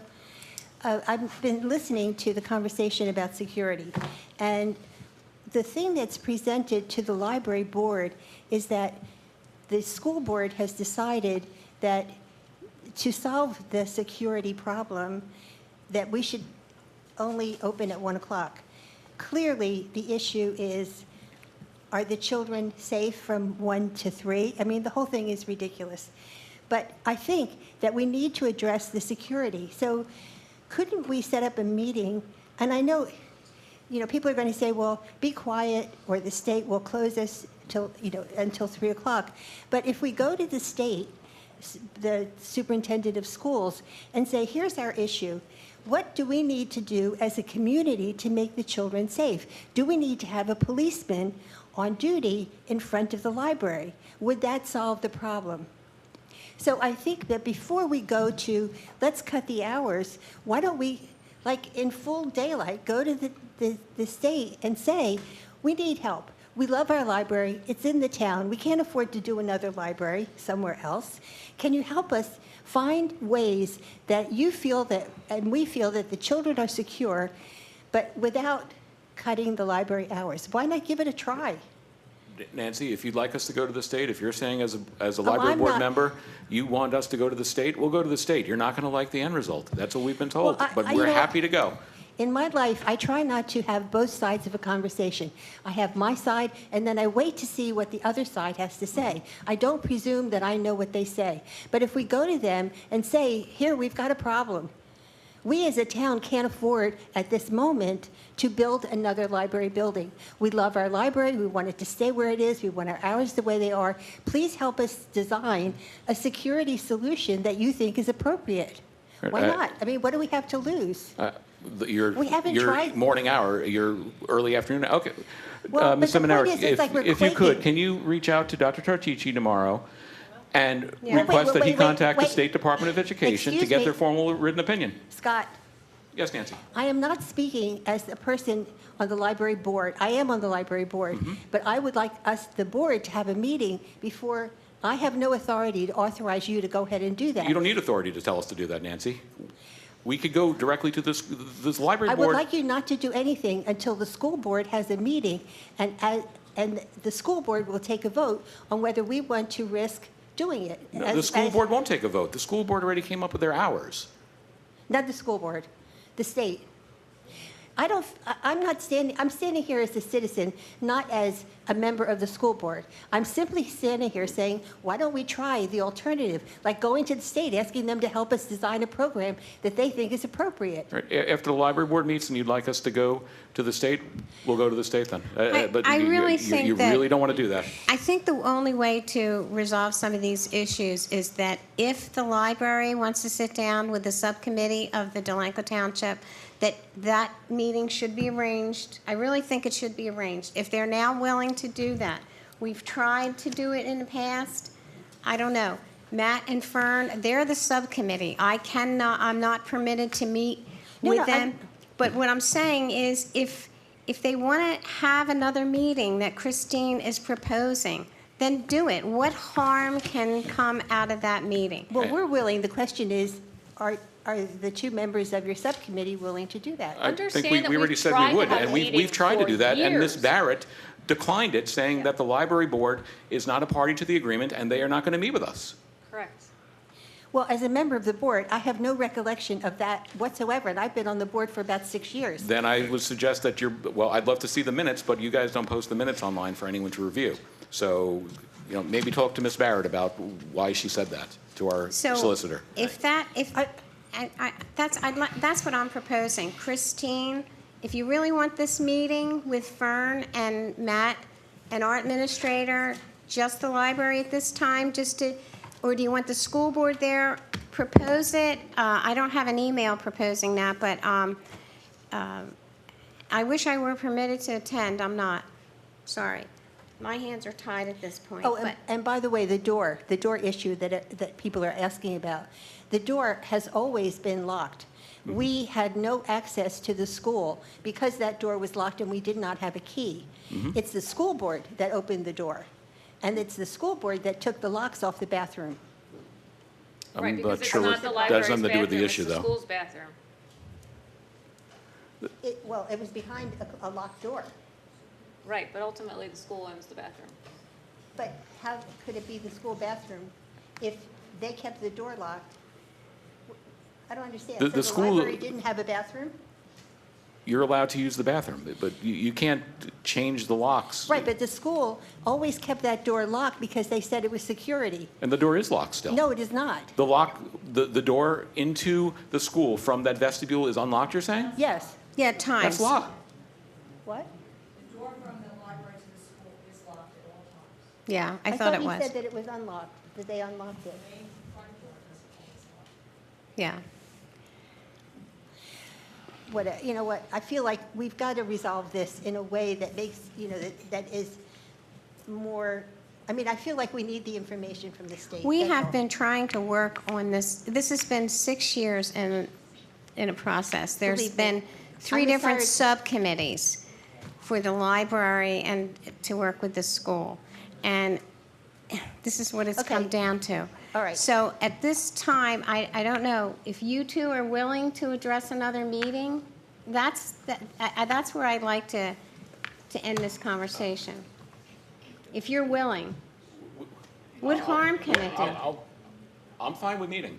Okay? I'm fine with meeting. And I think I already said that Christine should schedule that with Debbie, and we'll get that meeting on the books, and we could move it. I'd like to see that meeting as soon as possible. Yeah. So this is not belabored any more than it has been. We already delayed voting on this a number of months ago, when it should have been voted on in the first place, because we're still back on the same thing, the same hours is Right. the issue. And we But could keep, I'm suggesting we approach it from another angle and look at the security angle that meets everybody's needs. I'm just, their suggestion was, well, we're going to solve security by cutting the hours. I'm saying, let's explore the other ways to solve security. There has to be other ways. once you open that door with the state, there's no closing that door. If that's. As I said, Mhm. maybe the board can get together and we'll make a decision about whether we want to risk that or not. That's the Okay. that's the risk. That's a good idea. Yeah. Oh, I just want to add that I think I want to congratulate the board and everybody who worked on the event yesterday. It was really beautiful. It was very nice. People Thank you. really looked like they were enjoying themselves. Thank you. And I think, Okay, Liz. we didn't mention a count of people, but I think it was roughly, we had about 1,000 people out there yesterday easily. It was really crowded, yeah. Yeah. Okay. Thank you, Anyone Nancy. else? Okay. Who? Al, okay. Alfred Above, 1605 Second Street. I just want to talk about yesterday's event. It was an amazing event. They're seeming to get bigger and bigger and bigger. So I wanted to thank everybody up here. Chief, 3 officers were great. They really intermingled with everybody. Yeah. Bevan and Ern were awesome with the Township Committee tent. Was happy to see that history was there. Fern was there. You guys were on a float in the morning, and you must be tired because you were there at night. You even hung out and helped us clean up. So we were all soaking wet. So Bill, once again, my right-hand man, was there, helped me through everything. Matt, same thing. Carolyn, kudos. She put this together for months and months and months. I don't think people realize how much goes into this. So Matt, Fern, Bill, Carolyn, want to thank you, appreciate everything you guys do. I mean, these events are getting bigger and bigger. We have 2 more. We have National Night Out, and then we have our Centennial. So National Night Out is August 4th, I believe. There will be fireworks there. It's going to be a great event. And then our Centennial is going to be one big event, so I hope a lot of people can attend that. All right, thank you. Thank you, Al. Anyone else? I'll close this portion of the meeting to the public, and we'll move on to our discussion items. The first item is the proposed revision to ordinance 2026-10, an ordinance of the Township of Delanco in the County of Burlington, State of New Jersey, amending and supplementing the code of the Township of Delanco to include and designate data centers as a non-permitted use in all zones within the Township of Delanco. Matt had made some recommendations for a change for that ordinance. They were sent to our professionals, and our professional was not in favor of the changes. It's up to the Township Committee whether or not we continue with the ordinance as we had stated, the public hearing to be at the next meeting, or if we make changes, or if we drop it. So personally, I would go with the recommendation of our council and keep the ordinance that we proposed at the last meeting and have the public session for July 13th. Well, as you saw, I prepared my comments. I think the ordinance was put together rather swiftly. It's a template ordinance that had no forethought. Clearly it's copy and paste from another town because they couldn't even get the fact that it has mayor and council as the person approving it. So the Township Committee never discussed this ordinance. This was put in our agenda package last month, or the last meeting, to review, and there was no other discussion about this. So we're having a discussion now. I'm satisfied with the ordinance that Doug prepared for us. He's reviewed the recommended changes, and he is satisfied that the ordinance that we have is boilerplate enough to get started, and that in the event that changes need to be made, once there's more information, we can make those changes. But that the ordinance you proposed, he was not in agreement with that, and that's why we have professionals. Remember that cannabis ordinance that we adopted, banning all sorts of cannabis, and then we tried to make revisions, and we see where that went. We're banning something outright without taking into consideration Delanco Township. I'm not in favor of adopting a boilerplate ordinance that any of the other 365 municipalities in the state could adopt. If that's how you would like to do it, then we'll move forward with how it was drafted. I'm satisfied with the way it was drafted. I think it was recommended by Assemblyman Singh, actually passed it down as well to the different Burlington County towns. That's where we got it from. I think it was the Pinelands ordinance. Correct me if I'm wrong, Bill. Yeah, Pinelands, and I think there was another, I thought it was Pemberton Township as well. Yep. Because it was sent to me as well, and we talked about it when the mayors met, and I did bring that to the Township Committee at one point, but I didn't bring a sample ordinance at that time. I think the Land Use Board did talk about it a little bit too, Phil. And yes, they did, and they would be, they haven't commented on it yet. It was sent to them for master plan review and consistency, and they'll have that meeting on the 7th, I believe, Bev? Yes, that's when they're. And then their professionals will get back to us on the one that we have submitted. I understand what Scott's saying, though, about not having a discussion, because we pulled this parking ordinance off because we didn't discuss it. And we really Right. didn't have a, discussion item to discuss the data center ordinance. And I think that has more effect than changing a parking ordinance from a couple hours. So I understand where he's coming from. And to be clear, I'm not against the ordinance. I want to make that perfectly clear. I am not against the ordinance. I'm against the ordinance as drafted. I do think it's in our best interest just to move forward with it, and then we can revise it, even if we have to do it as the subcommittee, Scott and I, as the code enforcement and construction zoning. This is not, this is zoning. Yeah. So I don't think I would have code enforcement on No, that that's one subcommittee. subcommittee. I'm saying we're the code enforcement zoning construction subcommittee. Yeah. So we would look at it as a subcommittee. If that's something you wanted to do, Scott. We could look at it again after, when I'm discuss not the public hearing. suggesting a subcommittee be appointed for this ordinance. We're either going to adopt it, or we're going to have the public hearing at the next meeting, or we're going to drop it, but we certainly aren't going to change it to the revisions that you suggested at the advice of our professionals. I believe that's what Carolyn was saying. That's what I was saying. Yes. Approve it, Exactly. Yes. then Correct. subcommittee meet Right. together, and if changes If need to changes be need to done be with made. Doug, But we need, Then move and forward. after we hear from the Joint Land Use Board as Yes. well. And the Joint Land Use Board may have recommendations. They should probably be included in any subcommittee. Yeah, I think it should be part maybe of a master plan revision process. There's a couple of things that could be updated in the master plan, so it could be maybe part of that. Right. So anyone else have any comments about that?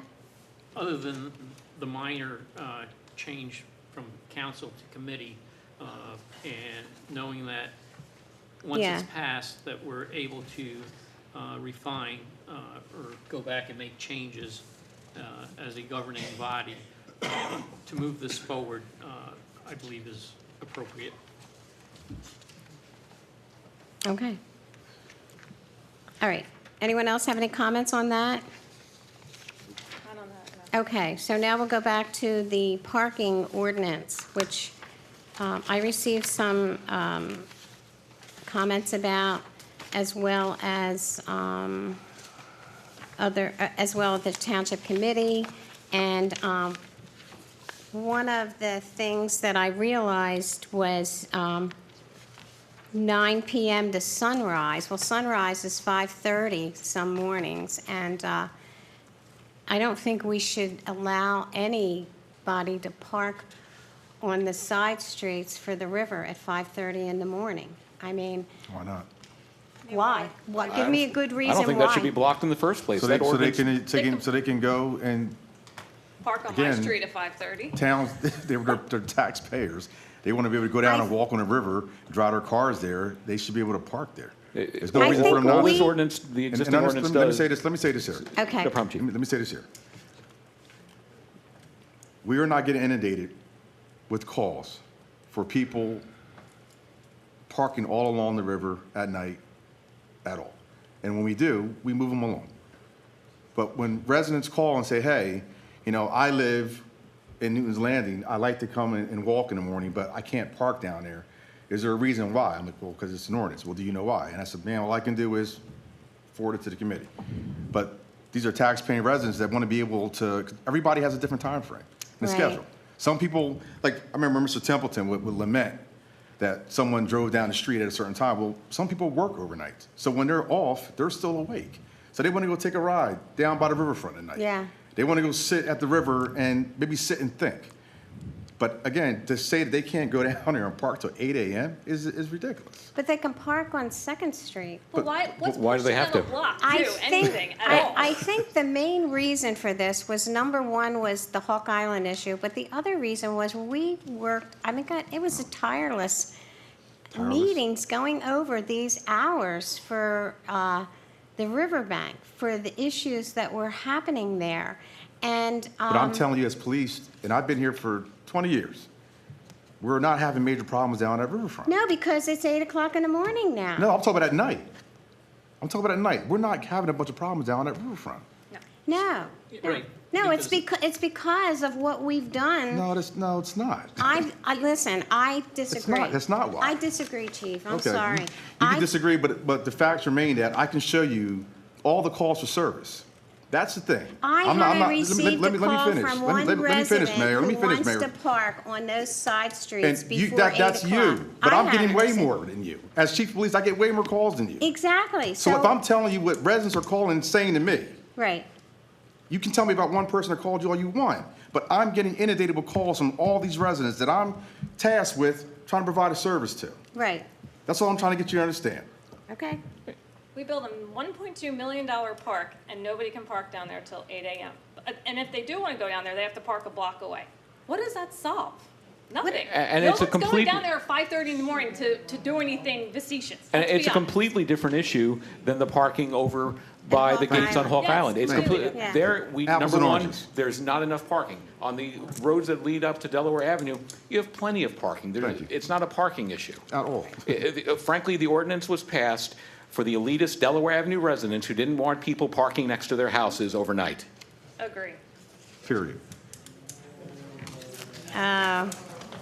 I don't agree with that. You don't have to agree with it. It's just the reality. You don't have to, it benefits nobody but the people who live directly adjacent to it. It does not benefit the township as a whole, and that's what I am here to represent, the township as a whole, And that's not what I just got people saying. who And live on those are Delaware calls that I Avenue. get when people are saying that Right. if they're taxpayers as well, as I said earlier to the gentleman and his wife, other taxpayers are saying, wait a minute, we pay Right. taxes too. I So why wish- can't we park on the streets that we I pay wish we would hear taxes for? from those taxpayers, because I hear from the taxpayers who don't want to change the parking, but I haven't heard from one taxpayer that wants to change the parking.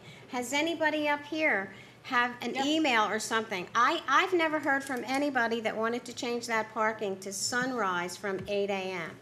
No, I haven't. I mean, I would certainly convey it if I have. So because you haven't heard it doesn't exist? No, I'm not saying that, but we're the township committee. We're But the if the chief ones. is telling you that, why wouldn't you respect what the chief is saying and believe what the chief I is saying? respect what he's saying, but let them come to us. Have them come to a meeting. That's why we have these meetings. And I encourage them these- to come to the meetings, but you and I, we all know, and Scott has lamented this as well. We sit in here and nobody comes to the meetings Right. Especially on hot unless it's button something on an agenda specifically to them. Yeah. They won't do that. They're only going to call you. They're only going to call Fern or Carolyn or Mr. McFadden or Scott, depending on who they are. But I'm getting those calls daily. And, you know what I mean? So I gave documentation to Debbie and Carolyn today from our New World system where we take our calls from. I can't change them or fix them. Can It's we what they have are. a copy of that? It's for everyone. I have them for everyone. like a half an hour ago. I gave them for everyone to I'd look like to at. have a copy too. But those are for the issue at Hawk Island, Vine, and Walter. And you can see that there's no calls there, except for Oh, the no, calls. because I think what we've done with Hawk Island, the rules and regulations. No, this is prior to that. Totally I different. have 2024 where there were no calls then. Yeah, I Except, know. there They were no just- calls then. They called the township committee members. They wouldn't call the Not at 10 But this o'clock at was night. also before the park was open legally and mandated and regulated This is with before park then. rules and Yeah. knowing that it's patrolled and All, everything all, else. all of the No, calls but were those people for, would call me. I can tell you, they came to this meeting and they complained when we finally did change. But every one of them that were here used to call me. but they would never call the police. And I Yeah. have the, They you can don't see it, like you to can look call and the see. police. But then how do they want something done then? I don't know. And then I are you told encouraging them to call us then? Call the police. Are you encouraging them to call the police? I do encourage them to And what call did the they tell you? police. What did they say to you? I'm just curious. You heard Donna today. She hates to call the police, but she finally But did. then says that they're out there, but how am I gonna know? How am officers gonna know? Yeah. When they drive by, there's nobody there, right? But then when they come back, and again, there's no one there. It's up to the township committee. I am not in favor of changing it. So what happens when a contractor is legally allowed to start work at 7 a.m. or a landscaper is allowed to legally start work at 7 a.m.? They have to park a block away? Mm-hmm. That's how that's written right now. That's absurd. And So we should be illegal because it's disenfranchising their residents. So we move it to 7 a.m. if we move it to 7 a.m., but not sunrise. What's wrong Sunrise with is sunrise? What are you concerned is going to happen at 5:30. sunrise? That some drug dealer is going to come sit down there and do drugs at 5:30 in the morning? Like, what are we exactly concerned about at 5:30 in the morning that's going to happen? I'm just curious. Well, During some daylight hours, what is going to happen by the river? What's happening in our heads? I can only tell you what the You know, I residents. see at 5:30 in the morning. So if riding there's bikes and residents jogging. here that want to talk about it, let's talk about it. If anybody here has an issue with the parking on these side streets on Delaware Avenue, please come forward because, Please. Well, we had it on the agenda You for wanna say first anything? reading tonight. I Come on. know, but, And then- I know, sorry. but we're gonna have, we'll have a continued discussion next week, next meeting. So my name's Mary Wood. I live in 543 Delaware Avenue, and I'm not an elitist, by the way, Matt. You weren't Excuse me. there when the ordinance No, took place, Mary. You said elitists that live across the street. I'm not. Okay. No. First of all, I've been in the service. I'm a retiree. I'm Thank an you Air for your Force. service. Fine. And that is actually my first house I ever bought. I'm very happy and, very quiet when I first moved. Now suddenly, we have a park, right? And I point it to you because I know you're very part of the park. But the thing is, we live there, there's more noise. Construction cars come, they're louder. I thought the quiet hours was at 7:30, I didn't realize they were at 7 o'clock, you said, right? Yeah. But nonetheless, some of us, we work late, we get up early, some of us are on shift work, we want to sleep a little bit longer. We hear cars, my house is right on the corner. I hear cars idling sometimes. Am I gonna go there and say, hey, shut off your car? No, we leave them alone. I don't say much. Why? Because there's not really, once in a while they're disturbing us. I'll go outside and tell them to turn off the car or turn on the music. That's what I do, Chief. I don't call you every time. Yes, ma'am. The only time I called was, I've called a few times. Most recently, I called about 3 weeks ago, 4 weeks ago, when the porta potties were there. And like 3 kids more than 3 kids, like 4 kids were pushing it, and that's about the only time I called. And 3 patrol cars came and talked to the kids, and they went away. Why did I call? Because that was dangerous. Okay. The kids could have gotten hurt. The porta potty could have been knocked over. Right. You would have had an environmental situation. If all that would have been spilled over, okay? Understood. The other thing, as a taxpayer, as a resident of Delanco, I want to sit here, I want to enjoy my house peacefully, just like everybody else. Nobody goes and parks in your house, plays light music. Maybe they do, I don't know. But I know for a fact that they come to our streets and park there, they make noise. For sure the traffic has definitely increased a lot since the park has been renewed. But the park has always been there. And there's always been noise here and there. And sure, we'll tell them, people are they're pretty calm. They'll quiet down and stuff. But we've called a few times, believe it or not, we called a few times because we saw people taking the stones from the river. That was shocking to me that people would go there with a barrel and take stones, and we call the cops for that. They said there's nothing they can do about that.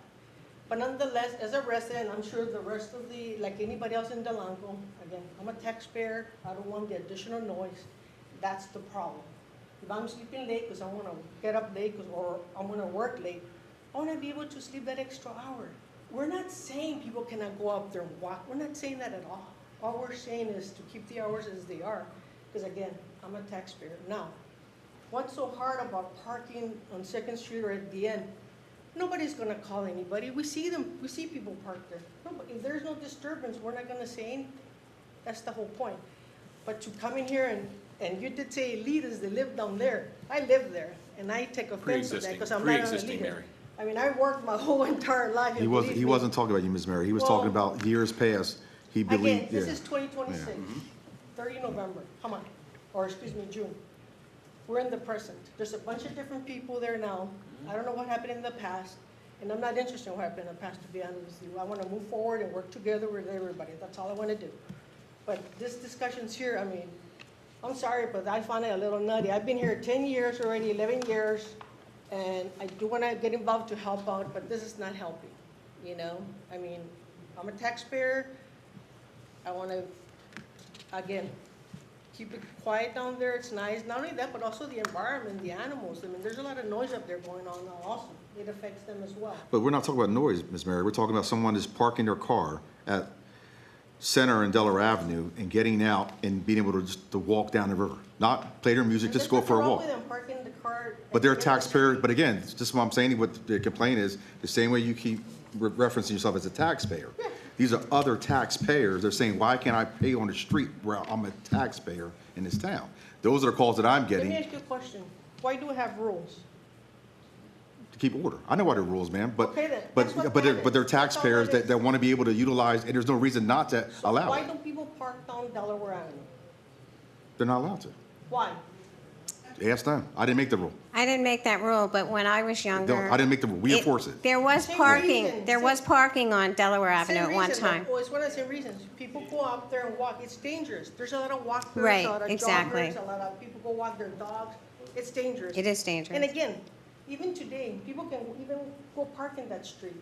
That's fine. But once you open the gates and you say legally and change the E-code that says, oh, parking at, what are you saying, Sunrise, there's gonna be more problems. Why do we wanna start that when it doesn't hurt nothing? Now, you said in the last committee meeting that somebody called you, a neighbor. So why are we changing the rules for one neighbor? But she's saying her. I'm telling, that's why I said me. As Kate said that she hasn't heard from someone. Carolyn said someone called her. I'm saying that I get inundated with calls because people are going to call the police first because they don't want to get in trouble. So they're saying, hey, we see that the sign says one thing. Yeah. There's any way that we can possibly change that. So I'm saying I can't change it. All I can do is make a reference to committee And members. why can't you just say, and well, ask. look, that's the rule, just So- like you have a No, dollar because bill. they're That's the rule. because it's an ordinance and they're allowed to come and talk to committee and ask about it. Just the way you're Yes, talking now. Yes, but again, it sounds like two people here want to change it just to change it, and it kind of like it's funny, ha ha ha. let's Am I change it. laughing?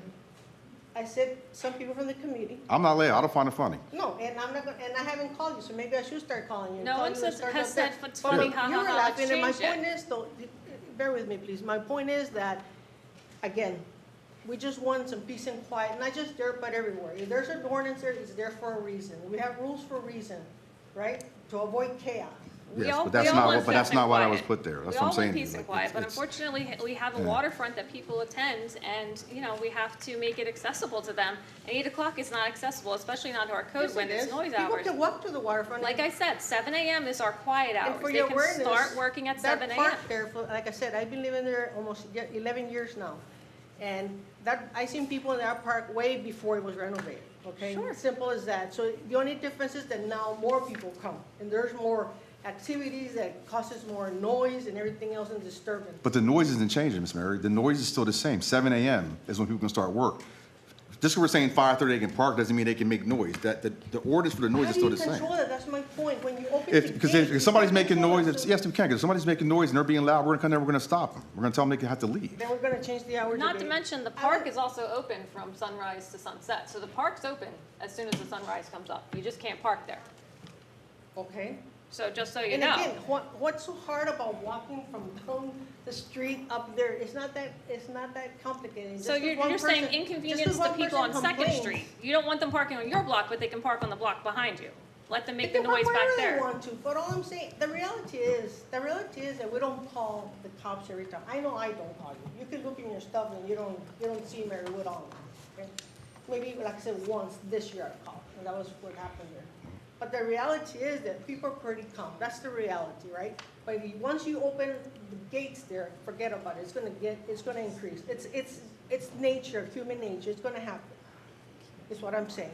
Right. So why disturb that if it's fine right now? Again, and the only reason I said one person brought it up, because that's what was said in the last meeting. So I will continue the conversation on this at the next meeting as well, because it was stated that there would be a public meeting at the next meeting. So we'll continue. We're not going to do any action on this at this time. It's not on for first reading, but we'll have another discussion at our meeting on July the 13th. So be prepared to be here, Mary. Sure. Gary? Harry Cooper, 3 Edwards Avenue. You know I do the walking, and I'm down the riverbank. Sometimes I am down there at 6 in the morning. Some of it is, some of the older people get up and they want to go down there and sit there and in the end blocks and have their coffee or their sandwiches or whatever. They don't want to park, try to keep an eye on their cars 2 blocks away. I mean, I've seen people down there with walkers and stuff. They don't really want to go that far. So if the parks are open at 7, they should be allowed to be parking before 7. So that's it. Yeah, 7 I is remember not, when you could park 7's a on little Delaware different Avenue, than too. sunrise. I think 7's a little different than sunrise, to tell you the truth. You know, when I was 17, you could park down there.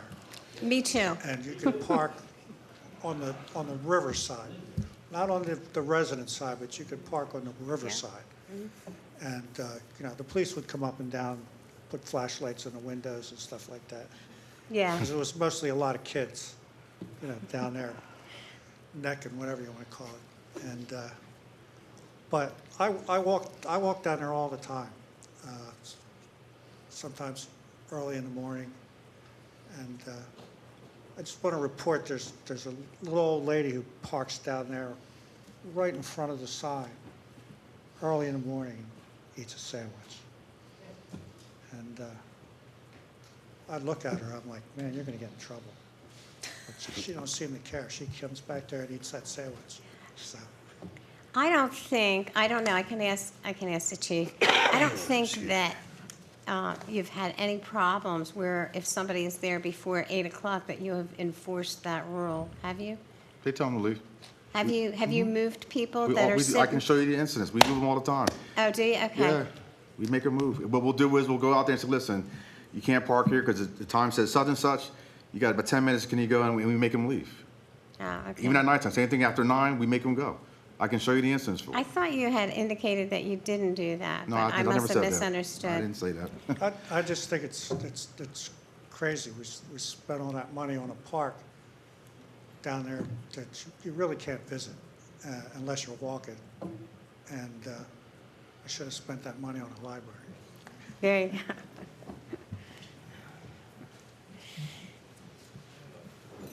Al Bravo, 1605 Second Street. So with the event that we just had this weekend, it was a whole big to-do, handicap parking. Okay, so we had to find handicap parking. I want to say, using our numbers, there's roughly 5,000 people in this town. I own 1605 Second Street, and only 1605 Second Street. Why the people on Delaware Avenue think they own that entire area is ridiculous. If I want to go down there at 5:30, I'm going down there at 5:30. I'm going to have to deal with the chief. This town is a town of Delanco. We're not separate. We're not Delaware Avenue. This is getting old now. We should have access to that. We spent all this money on this park to be able to enjoy it. Not for one road to dictate what goes on in this town. It's getting old. Do what you need to do. Let us enjoy our parks. Let's enjoy our roads. We need handicap parking down there when we have events. Everything's ADA compliant, so wheelchairs can get down there. Do we think handicapped people are going to park on 2nd Street and walk a block to go down there? Let's be realists. Common sense is not so common. This is ridiculous now. Why is this so redundant? Between this and the library, taking these meetings forever is bull. Okay? Put your foot down, bring the state in, let's do what we got to do with the library, change the law so we can go down there and enjoy our parks. Well, I don't think, I don't know, do you agree 5:30 sunrise? Yes, I do. I don't. If the noise ordinance is 7, then I say 7, but not 5:30. What time do you get up for work, Kate? It depends on what time I have to go in. Roughly. 6:30. 6:30. So say you want to go down there and have your coffee and just look at the river. You live on a creek. Not all of us live on a river or creek. You want to go down there and enjoy yourself and look. Decompress yourself before you go to work. For a stressful day of work, you want to go down there. Not allowed. Can't do it. I can't believe how many people pay taxes here. I didn't realize I have to pay taxes. We're all tax-paying citizens. We're all paying for the same damn thing. Not just because Delaware Avenue wants to restrict us from what we can do. Okay? I'm getting tired of it. Maybe I just won't stop paying my taxes. So this way I'll get recognized. Okay? We put a lot of blood, sweat, and tears in this town for one street to dictate what happens in this town. It is ridiculous now. I'm not going to call them elitists, but they are ridiculous. Anyone else? I'm a little confused. When you were discussing Hawk Island earlier, I thought it was just for that area down there. But it's for the Hawk Island area, Orchard, and all of Delaware that you Yeah, were discussing? so the parking from 2nd to Delaware, from Edgewood down to Lilac, and then But I down was to just Willow. saying earlier You with have the- to have permits to park there. Yeah, I know. Yeah, and they added the permits obviously on Yeah, I know. Walter It's and Vine. It's Yeah. before 8 and after 9, but No, just after that, like to have parking there, those homes, they have permit Oh, parking yeah, I for know. their cars If they as have, well. if they have visitors or Right. they park on the street. But I was confused because it just mentioned Hawk Island. You were talking about Hawk Island and Orchard. I didn't realize that it was that and all Delaware Avenue. So the parking times are the same for the whole thing then, right? No, they were different. The Yeah. parking times for Vine Street and Orchard and Walter, it was actually, right now in the books, it's from 6 PM Friday night till 8 AM Monday morning, you can't park there without a permit. And the issue was that some residents, again, I was saying, that live on Walter, they Right. weren't, according to the ordinance, they're not allowed to have permits. So, Walter, it's a one-way street. Oh, yeah, I know. You worked here, all right, so you know how the parking is there. Yeah. So if they want to have company, their company would park on Orchard. Right. Well, guess what? On Friday, you can't come and park there because at 6 PM, you don't have a permit, you can possibly get your car to. So those residents were saying, wait a minute, we're taxpayers too. Why can't we park on the street that we pay taxes for? That was the issue. The ordinance is to make that the same times as Delaware Avenue. Yes, 10 PM. Okay. We changed from 6 to 10. yeah. All right.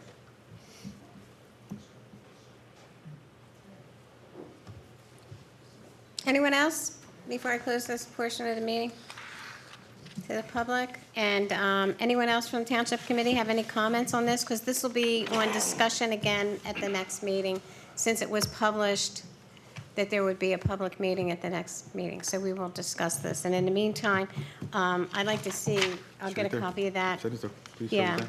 and thank you, everyone. Anyone from the Township Committee have any additional comments? Nothing at this time. And a motion to adjourn? So moved. Second. All in favor? Aye. Thank you.